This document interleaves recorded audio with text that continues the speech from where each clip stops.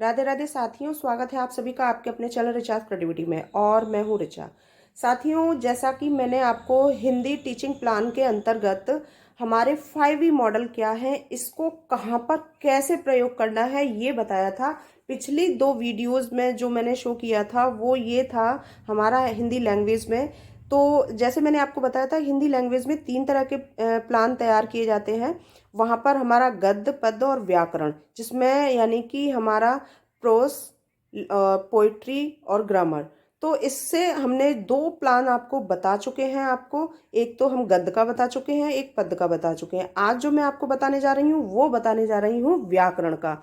व्याकरण में हमारे ये 5E मॉडल कहाँ कहाँ प्रयोग होते हैं, यानी कि एंगेज, एक्सप्लोर, एक्सप्लेन, एलोबरेट और एव्यूलेट। तो यहाँ पर मैं आपको ये दिखा देती हूँ कि कहाँ कहाँ पर हमारे ये इस तरीके से ये पांचों 5E मॉडल जो है कैसे प्रयोग करने होते हैं। तो सबसे पहले हम आपको ये देखते हैं, पाठ योजना हमारी ठीक इसी तरीके से बनती है जैसे कि हम बनाते हैं। और व्याकरण की यहाँ पर अगर आपको व्याकरण से नॉर्मली टीचिंग प्लान तैयार करना है तो उसकी वीडियो मैं डाल चुकी हूँ पहले। आप मेरी प्लेलिस्ट में जाकर के, रिचार्ज क्रिएटिविटी के प्लेलिस्ट में जाकर के आप मेरी एजुकेशन वाले पॉइंट पर देख सकते हैं उस प्लान को। साथ ही अब हम ये देखते हैं कि ये जैसे आप ये देख रहे हैं, एंगेज, एंगेज का मतलब होता है संलग्न करना। तो हमने प्रस्तावना निकालनी होती है किसी भी प्लान की। वहां पर जब एंगेज हम कर लेते हैं, एंगेज का मतलब होता है जोड़ना या संलग्न करना। तो वहां पर प्रस्तावना निकाली जाती है, तो प्रस्तावना से ही पाठ को हमें जोड़ा जाता है। तो ये हमारा सबसे पहला वाला पॉइंट 5E का, 5E मॉडल का। तो वहां पर हमारा होता है एंगेज, तो वो हमारा आता है प्रस्तावना के समय पर। तो उसको कहा जाता है यहाँ पर प्रस्तावना 5E मॉडल का, यानी एंगेज करना। दूसरा पॉइंट जो हमारा आएगा वो यहाँ से प्रारंभ होगा। जैसे पाठ हमारा प्रस्तुतिकरण आ गया, तो प्रस्तुतिकरण के अंतर्गत हम यहाँ पर ये देखते हैं कि एक्सप्लोर करना। जब हम पाठ को एक्सप्लोर करेंगे, यानी कि अन्वेषण करना, यानी कि खोज करना, पाठ के अंदर क्या है उस चीज को खोज करना, उस चीज को एक्सप्लोर करना। 5E मॉडल का दूसरा पॉइंट हमारा होता है एक्सप्लोर करना। तो जैसे हमने यहाँ पर व्याकरण में लिया है, उदाहरण है यानी कि पीताम्बर। अब यहाँ पर प्रश्न बनाए, तो प्रश्नों के माध्यम से ही खोज सकते हैं कि पाठ के अंदर है क्या। तो पीताम्बर शब्द लिया, पीताम्बर शब्द, अब इससे प्रश्न बनाएंगे हम इसी शब्द से, पीताम्बर से। तो पहला प्रश्न आता है, पीताम्बर शब्द किन शब्दों से मिलकर बना है। तो यहाँ पर उत्तर आता है पीत तथा अंबर से। दूसरा प्रश्न आता है हमारा, पीत का अर्थ क्या है। उत्तर आता है पीला। तीसरा प्रश्न आता है, अंबर का अर्थ क्या है। उत्तर आता है वस्त्र। और चौथा प्रश्न है, पीतांबर शब्द किसका सूचक है। तो यहाँ पर ये हमारा एक्सप्लोर करना हो गया विष्णु का। हमने शब्द खोज लिया विष्णु का, यानी पीतांबर जो शब्द है वो विष्णु का सूचक कहलाता है। तो ये खोज की गई है कि विष्णु का सूचक क्या है, जिसको कि हम व्याकरण भाषा में कहा जाता है पीतांबर। ठीक है, क्योंकि वो पीत शब्द, पीत वस्त्र को धारण करते हैं इसलिए। तो यहाँ पर एक्सप्लोर किया इस चीज को हमने यहाँ पर। तो ये हमारा दूसरा पॉइंट हो गया 5E मॉडल का। तीसरा अगर हम देखते हैं तो यहाँ पर अब इसी चीज की व्याख्या करनी होती है। तो यहाँ पर छात्राध्यापक हो या छात्राध्यापिका, यानी कि पीपल टीचर जो होता है, वो उसी शब्द की व्याख्या करता है यहाँ पर पीतांबर शब्द का। तो यहाँ पर उसको कहा जाता है, थर्ड पॉइंट जो हमारा आता है 5E मॉडल का, वो आता है एक्सप्लेन करना। एक्सप्लेन जब तक नहीं किया जाएगा, जब तक और अच्छे से समझ में नहीं आ सकता, तो हमारे 5E मॉडल का थर्ड पॉइंट जो होता है वो होता है एक्सप्लेन, यानी कि व्याख्या करना। और व्याख्या इसकी क्या है, पीतांबर शब्द 2 शब्दों से मिलकर बना है, पीत तथा अंबर। पीत का अर्थ है पीला तथा अंबर का अर्थ है वस्त्र। पीतांबर शब्द से तात्पर्य है पीले हैं वस्त्र जिसके, अर्थात विष्णु। अतः पीतांबर शब्द विष्णु का सूचक है।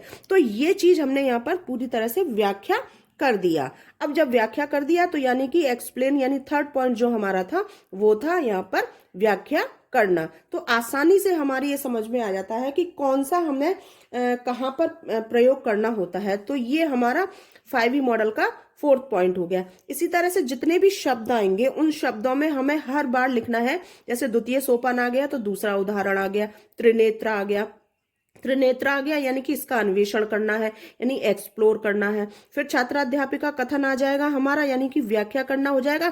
फिर एक्सप्लेन करना आ जाएगा तो व्याख्या करना हो जाएगा। तो इसी तरह से जितने भी स्टेप हम लेते चले जाएंगे उनके अंदर हमें यहाँ पर एक्सप्लोर और एक्सप्लेन वाले पॉइंटों को रखते चले जाना है। ठीक है, अब बात आती है हमारी अगले पॉइंट की, यानी कि फोर्थ पॉइंट की। तो वो जो जैसे आप ये देख रहे हैं थर्ड सोपान के अंतर्गत हमारे वही दोनों पुराने वाले जो हैं वो दोहराते जाएंगे, एक्सप्लोर और एक्सप्लेन वाला। फोर्थ जो आता है हमारा एलेबोरेट वाला आता है यहाँ पर। तो एलेबोरेट में एक जटिलता होती है, उस जटिलता को हमें सॉल्व करना होता है। तो वो होती है जैसे कि यहाँ पर हमने कोई डेफिनेशन लिखी, उस डेफिनेशन को किससे संबंधित लिखा, पाठ से संबंधित। यहाँ पर हमें किसी टॉपिक से संबंधित यानी नहीं होना है, हमें यहाँ पर पाठ से संबंधित होना है। तो यहाँ पर जो डेफिनेशन है एलेबोरेट यानी कि जो जटिलता है उसको सॉल्व करना है। तो जिस समास का, क्योंकि हमने टॉपिक लिया था समास, जिस समास का कोई भी पद अपना अर्थ नहीं देता अपितु दोनों पद मिलकर किसी तीसरे विशेष अर्थ की ओर संकेत करते हैं, वहां पर बहुव्रीहि समास होता है। यानी समास तो है ही है, समास के अंतर्गत हमने बहुव्रीहि समास लिया है। तो उसकी जो जटिलता थी समास की थी, लेकिन उसके अंदर भी बहुव्रीहि समास थी। तो बहुव्रीहि समास क्या था, उसी को जटिलता को दूर करना था। तो एलेबोरेट हमने यहाँ पर किया, उसको जटिलता को समझा करके। ये हमारा हो गया फोर्थ पॉइंट। अब आता है हमारा एवुलेट, यानी कि जब तक पाठ का मूल्यांकन नहीं किया जाएगा तब तक समझ में नहीं आ सकता। तो यहाँ पर हम देखते हैं कि किस तरीके से हमने यहाँ पर एवुलेट यानी कि मूल्यांकन किया। तो जो पाठ को समाप्त करते हैं उस समय हमें यहाँ पर कुछ प्रश्नों को रखना होता है। तो जितने भी हमने टॉपिक्स इसके लिए थे ये सारे, उन सभी में से कुछ महत्वपूर्ण प्रश्नों को रख करके हम उसको एवुलेट करते हैं, मूल्यांकन करते हैं, किस तरीके से बालक को समझाया जाता है। तो ये सारे पॉइंट्स जो है हमारे यहाँ पर क्लियर होते हैं कि 5E मॉडल का हम व्याकरण के अंतर्गत किस तरीके से यानी कि हिंदी लैंग्वेज में किस तरीके से प्रयोग कर सकते हैं, कहाँ कहाँ प्रयोग कर सकते हैं। क्योंकि पाठ को जोड़ा जाता है यानी कि एंगेज किया जाता है, और फिर उसको अन्वेषण यानी कि एक्सप्लोर किया जाता है, और फिर उसको व्याख्या करना यानी कि एक्सप्लेन किया जाता है, और फिर उसकी जटिलता है उसको समझकर उसको सरलता की ओर ले आया जाता है, तो एलोबरेट किया जाता है, और फिर लास्ट में हम उसका एवेल्युएट यानी कि मूल्यांकन करते हैं। तो यहाँ पर मैंने आपको ये बताया था हिंदी गद्य पद्य, और आज मैंने इसको बता दिया यहाँ पर व्याकरण। तो तीनों में हम 5E मॉडल का प्रयोग यानी कि 5E रणनीतियों का प्रयोग हम कहाँ कैसे कर सकते हैं वो आपको मैंने बता दिया। बाकी के जो इसके मैंने एक इसकी पूरी विस्तृत रूप से वीडियो बनाई है 5E मॉडल क्या है उसका भी लिंक, और हिंदी गद्य का भी लिंक, और हिंदी पद्य का भी लिंक मैं डिस्क्रिप्शन